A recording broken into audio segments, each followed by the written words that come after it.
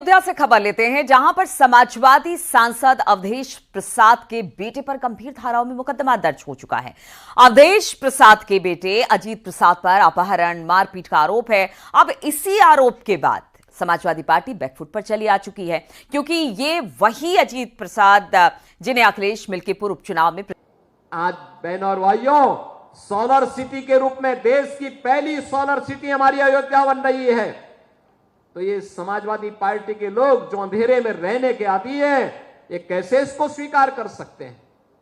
कैसे स्वीकार कर सकते हैं? और उनके लड़के पर कार्रवाई हुई। वहीं दूसरी तरफ अब अजीत प्रसाद, जो कि अयोध्या से सांसद अवधेश प्रसाद के बेटे हैं, उनके खिलाफ मारपीट समेत तमाम संगीन धाराओं में मुकदमा दर्ज किया गया है।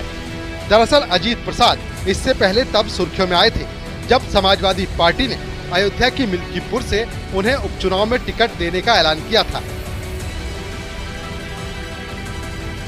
उसी वक्त अवधेश प्रसाद भी बेटे के नाम अयोध्या में सियासी एक्सरसाइज में जुट गए। लेकिन अब जब अजीत प्रसाद पर गंभीर धाराओं में मुकदमा दर्ज हुआ है, तो समाजवादी पार्टी एक बार फिर बैकफुट पर आ चुकी है। सांसद जी के बेटे हैं, अपने यहाँ जो है फैजाबाद अयोध्या अवधेश प्रसाद जबरन बैठा लिए गाड़ी पे। तो उसके बाद में वहाँ से हमको जो है धमकाते हुए लेके चले आए झारखंडी की तरफ। यहाँ से फिर हमको लेके गए जो है वहाँ तहसील के पास। तहसील पे पहुँचने के बाद राजू यादव हैं, वो एक दीवान जी हैं, वो आ गए जो है हमको बहुत गाली गलौज मारने वाले जो है। देखिए, आज उत्तर प्रदेश की जनता जनार्दन के मन में एक बड़ा सवाल है कि आखिर अनेक जो आपराधिक घटनाएं घटती हैं, उसमें समाजवादी पार्टी से जुड़े नेता और कार्यकर्ता ही क्यों आते हैं, उनका नाम क्यों आता है।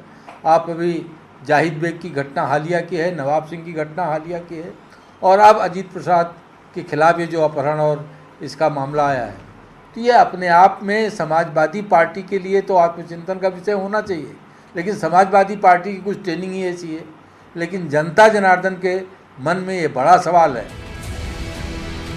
समाजवादी सांसद अवधेश के बेटे अजीत न सिर्फ अयोध्या में समाजवादी पार्टी का झंडा लिए घूमते हैं, बल्कि वो प्रॉपर्टी डीलिंग का भी काम करते हैं। लेकिन उन पर जिस केस में मुकदमा दर्ज हुआ है, वो समाजवादी पार्टी के साथ ही अवधेश के सियासी भविष्य पर भी प्रश्न चिन्ह है,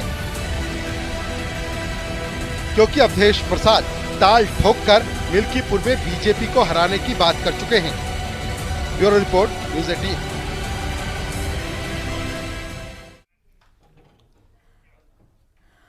और बेटे अजीत पर मुकदमा दर्ज होने के बाद अवधेश प्रसाद का बड़ा बयान आया। बोले, अजीत के खिलाफ आरोप बेबुनियाद है, अजीत को फंसाने की कोशिश की जा रही है। हमारे बेटे अजीत पर जो आरोप लगा है पूरी तरह से निराधार है, मिथ्या है और राजनीति से प्रेरित है। ज्ञातव्य हो, ये सबको पता है कि मिल्कीपुर विधानसभा क्षेत्र में जब सांसद बना, हमने इस्तीफा दिया, खाली हो गया।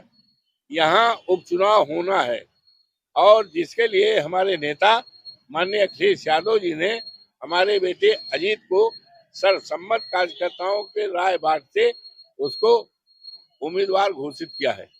भारतीय जनता पार्टी पूरी तरह से भयभीत है और पूरी तरह से कमजोर है, और उसको इस बात की जानकारी है कि समाजवादी पार्टी बहुत बड़े वोट से जीतने जा रही है।